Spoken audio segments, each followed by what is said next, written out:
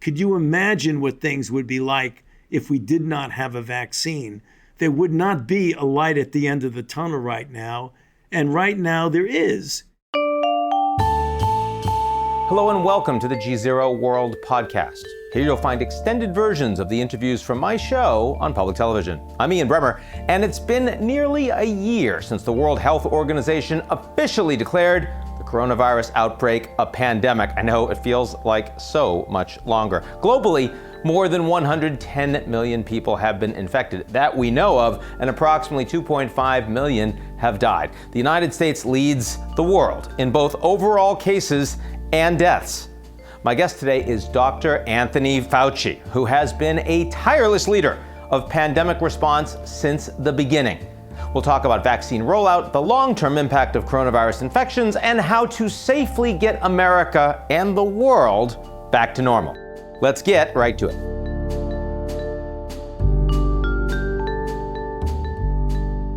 The GZERO World Podcast is brought to you by our founding sponsor, First Republic. First Republic, a private bank and wealth management company, places clients' needs first by providing responsive, relevant, and customized solutions. Visit firstrepublic.com to learn more.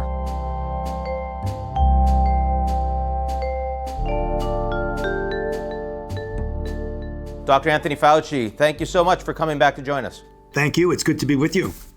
So let me say that in the fall of 2019, literally weeks before the pandemic hit, when I asked you what kept you up at night, your response to me was... Obviously, the evolution of a pandemic like respiratory infection, likely influenza. How close are we to having lived through your worst nightmare?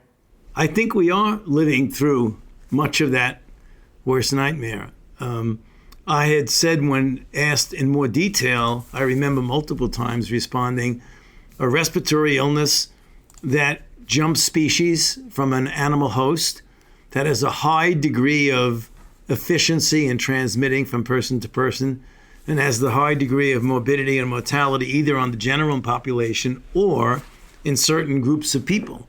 And in this case, we know, as unusual as it is in that it generally spares younger people, it nonetheless, we're at that landmark right now of 500,000 deaths, which is historic and horrible in its proportion. People are going to be talking about what we've been through over the last year in decades and decades to come in the similar manner that we would often reference the 1918 pandemic flu. So we appear right now to be in a race between vaccinations and virus variants. And even as case rates are plummeting right now, health officials are getting increasingly alarmed that variants could lead to another surge even in the coming weeks. What's your best sense right now of whether we are winning that race? We are in a race for sure. The thing that's encouraging is the sharp slope of the downward trajectory of not only the daily cases, but the weekly averages. As you said, I think appropriately, we know that we have a variant that is now taking hold in the United States that has already shown in the UK that it has an enhanced capability compared to the wild type virus of transmitting from person to person, and likely also is a bit more virulent. That virus, if you do modeling, tells us that it will be dominant in this country probably by the end of March. So a race, if you want to call it, between a dominant virus that is clearly sensitive to the vaccine that we're using, but has a very strong capability of spreading and transmitting from person to person. So we have two major tools in our arsenal. One is a vaccine, which as the weeks and the months go by, we get more and more available to put in people's arms. And unfortunately, fortunately, we have a very good set of our vaccines. We have two at least, and one soon to join that armamentarium of tools that we have against the virus, we have a significant discrepancy between supply and demand. If we had all the vaccine that we would need right now when we did mass vaccinations, I believe our chances of winning this war, as you're saying, metaphorically, between the virus and ourselves, we would have a distinct advantage. But we have two tools, one of which is immediately available to us, and that is everybody doing the kinds of public health measures that we've been talking about constantly. The universal wearing of masks, the avoiding close contact, the avoiding congregate settings, particularly indoors, the washing of hands. If we did that in a very assiduous way, that everyone pulls together, even without a vaccine, you could be a pretty good defense against the spread. Superimpose upon that the fact that as every week goes by, we get more and more people vaccinated. That is, as you said, it's a work in progress. I mean, a dynamic situation between what we're doing to halt the virus and the virus's capability of continuing to spread. It is conceivable that if we fall short, that we will have a surge, an additional surge. It's also conceivable if we do this correctly and everyone pulls together, everyone in the country, all regions, all states do it together, that we could suppress this to a very, very low level. And once you get the dynamics of the outbreak to a very, very low level, even when you get additional surges, it becomes much more effective to be able to identify, isolate, contact, trace. It's very difficult to effectively do that when you have 100, 200, 300,000 cases a day. It becomes virtually impossible to do identification, isolation, and contact tracing. So that's what we're looking forward now, to get that level of virus extremely low in society. What's your best sense now? I know that, and you've acknowledged that there's been some confusion around this, around when healthy Americans are going to be able to get vaccinated. When you say healthy Americans, you mean people who are not in any of the priority groups. Exactly. So, just so that the listeners would understand, and now most people appreciate, that when you have a discrepancy between supply and demand and you have to prioritize people, that you have to put, various levels of priority. The first 1A were people who are healthcare providers and people in nursing homes, and then 1B, people who have essential jobs in society, as well as the elderly, and on and on and on. So you're asking, when do you get to a healthy young person who has no priority? Right. Well, I had originally said April.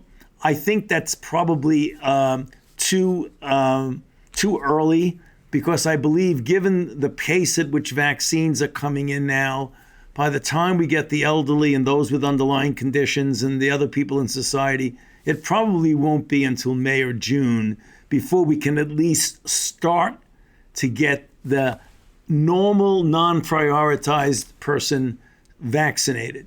As the president said correctly, by July, we will have enough vaccines to vaccinate everybody in the country, and it would merely be a logistic challenge of getting vaccines efficiently into the arms of individuals. And that's when you'll start seeing the kinds of vaccine programs where you may open up a big auditorium or a stadium and have people lined up to come in, where it's just a question of getting a lot of vaccinators. So that is relatively soon, and certainly a great story compared to where we were 3 months ago, 6 months ago. I'm wondering, from a science perspective, taking the politics away, once we've gotten to the point that we're able to vaccinate people outside of priorities in the U.S., would you say it would be better to also be able to export vaccines globally to the priority groups in other countries around the world? Well, certainly if you have enough vaccine to do that. We're part of what's called COVAX, which is that consortium of countries and organizations like Gavi and CEPI. The president, just a few days ago, has indicated that we'll be giving a total of $4 billion, $2 billion essentially right away, and $2 billion a little bit later. So we are, importantly, part of that global effort to get vaccines to people in the developing world. You know, the reason for that is certainly more than one reason. There's what I consider the important humanitarian reason, just the same as we did with HIV and PEPFAR, that we made a commitment that we have an obligation, you know, as a rich country as well as other rich countries, that we don't have people throughout the world who are suffering and dying merely because of where they live or where they were born. There's also another reason, is that this is a global pandemic, and you control a global pandemic by having a global response. If we and some other developed countries are the only ones that are actually putting all of our effort and getting the particular epidemic in our own country under control, as long as there's outbreaks anywhere in the world, everywhere in the world is in danger. And that's the reason why we have to have a global pandemic response, so that we get all the countries, even countries who can't afford or don't have the resources to get vaccine, need to be helped out. And that's why we have COVAX and other approaches that will be taken. So global coordination and U.S. export as quickly as we can is what we should be shooting for. Well, I'm not so sure export of vaccines, because we don't have enough vaccines right now here. I'm talking about we can financially, what the president is doing is talking about $2 billion now and $2 billion in a bit. Yeah. So let me ask you, I mean, a lot of people have been frustrated about school reopenings. Lord knows it's a difficult topic for people that are trying to juggle everything once they have kids at home as well. Can you explain to frustrated parents who are watching gyms reopen and restaurants reopen why so many schools are still closed across the country? I mean, how much of this is teachers' unions? How much of this is politics? You know, it's a combination of so many things. I wouldn't say it's politics, but it is a concern on the part of the teachers, a concern on the part of the parents often. I know many parents do want their children to get back in school. It's a complicated issue. So what I would say, and I've said this well before the guidelines that the CDC came out with were actually out, that the default position should be that we do whatever we can as best as we can to get the children back in school and staying in school to the extent we can possibly do this. That should be a very high priority. And what we would have to do in order to reach that priority would be to put the resources in to be able to have a situation where getting them back to school pays a great deal of attention to the safety and the welfare of the children, of the teachers, and of the other educational personnel in the school. That includes doing things like prioritizing teachers to get vaccinated. I'm not saying that it has to be a sine qua non where you don't go back to teaching unless you're vaccinated, but we should be making them, in our prioritization, a very high priority among essential personnel. And the guidelines are really a layered mitigation description, which, if followed, I believe will make it safer and easier to get the kids back to school. Now, remember, again, the last time we spoke, we talked a little bit about anti-vax sentiment, and it was seen as more of a fringe issue. Increasingly, it's becoming more significant. Obviously, it's more of a priority given what's happening in the world, but also becoming more of a partisan issue. So many more Republicans saying that they are not prepared to get vaccinated. Now, given the success, even under President Trump, of Operation Warp Speed, why do you think that we have seen the politicization of vaccines and anti-vax sentiment? Well, the vaccine hesitancy is a multifactorial issue. It's not explained by one thing. I believe that there certainly is an element of politicization of public health measures I believe that's less a case of getting vaccinated. Namely, people might not want to wear masks because that can be a political statement, as we know, unfortunately, what we've experienced over the past year. But people getting vaccinated are a number of reasons. Some people are fundamentally anti-vax, anti-science. That's the first thing. Others have misperceptions about the safety of the vaccine. Others, like minority populations, historically have not been treated well by federally backed health systems.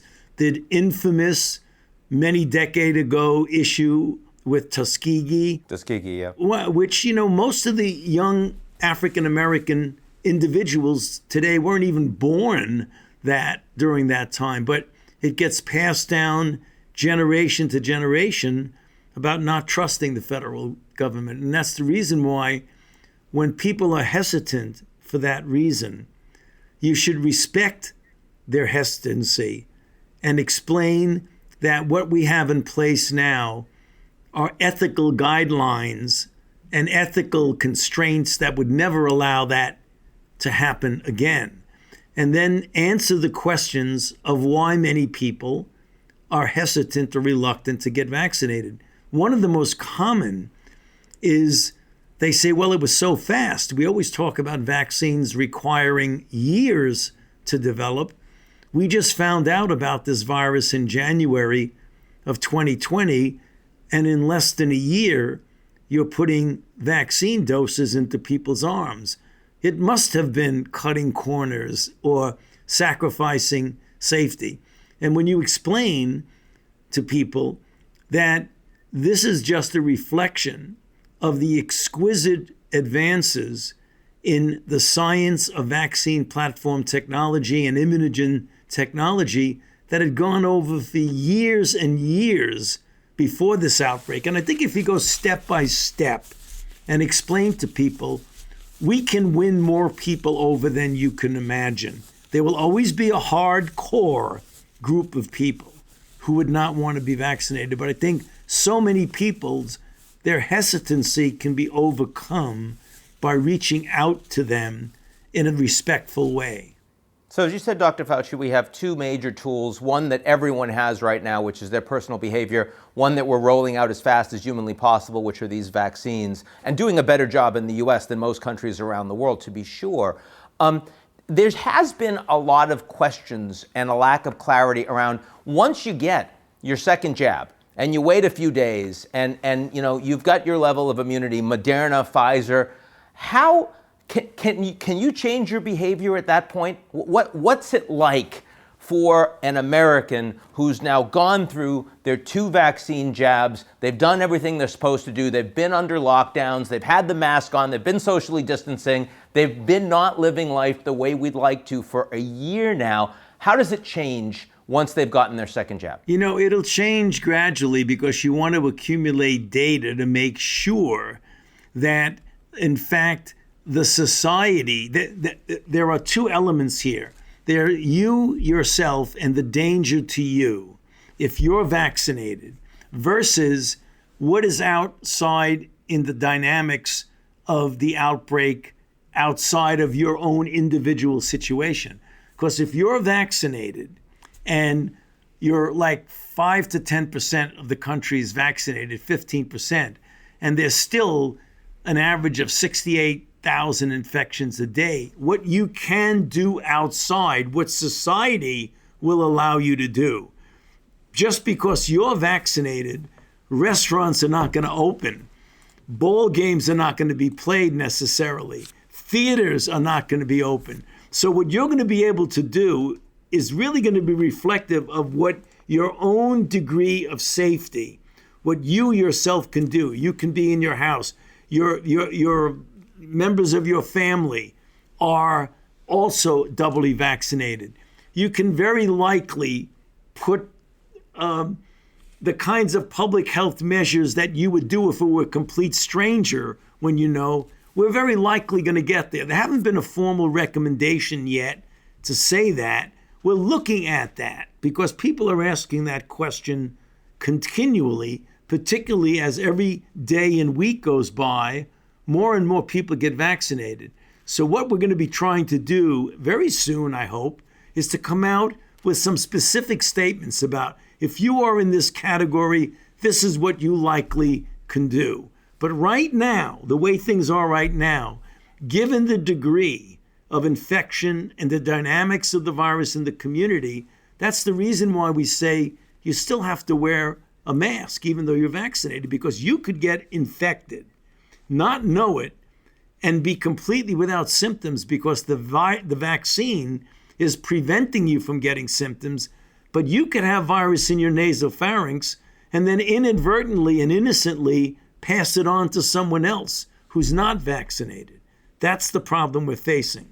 And that's likely those rules for individuals who've been vaccinated are some basic guidelines for all of them that will be clear around behavior. A matter of days, weeks. Do you have a sense of when that's going to make the I think as we start to get a substantial proportion, I don't want to give a date on it, then someone will call back and say you gave the wrong date. I hope it's soon. I hope it's within the matter of several weeks to a month or more, so that when you start to get really a larger proportion of the population vaccinated, people are going to say more and more, hey, wait a minute, what can I do and what can't I do now that I'm vaccinated? It's a very reasonable question.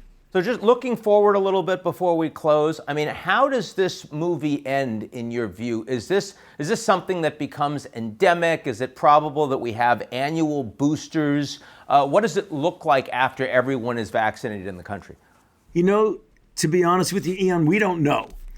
We can't be certain. If we nail this down in the sense of getting the overwhelming proportion of the population vaccinated and we get herd immunity within our country, things could change dramatically, at least for the time being in our country. The wild card in all of this is that if we don't control it at the global level, there's always the danger of outside world where there's a lot more virus. If we don't get the world and the global response, that we can get variants that could come back into the country and regenerate outbreaks, which gets to what your question is. Are we going to have a cyclic problem here that every year we got to worry about variants coming in from other country?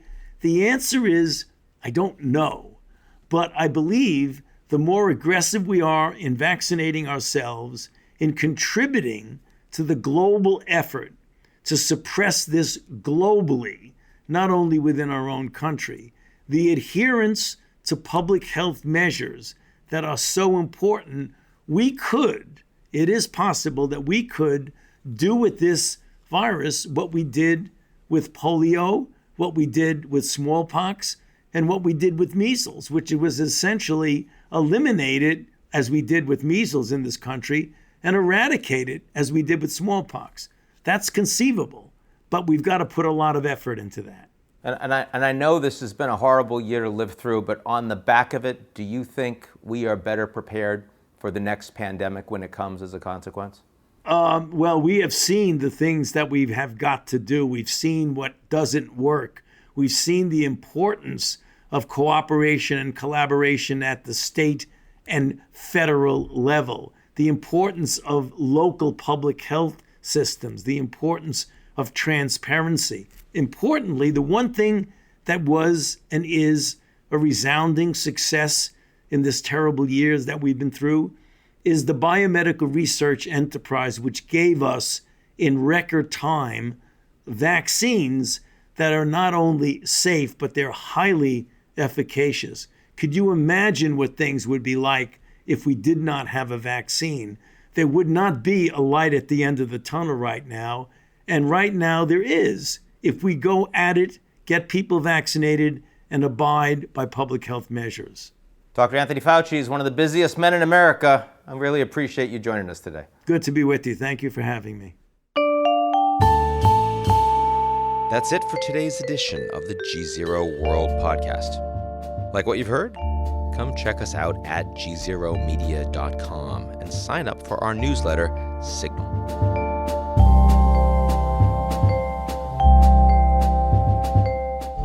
The GZERO World Podcast is brought to you by our founding sponsor, First Republic. First Republic, a private bank and wealth management company, places clients' needs first by providing responsive, relevant, and customized solutions. Visit firstrepublic.com to learn more.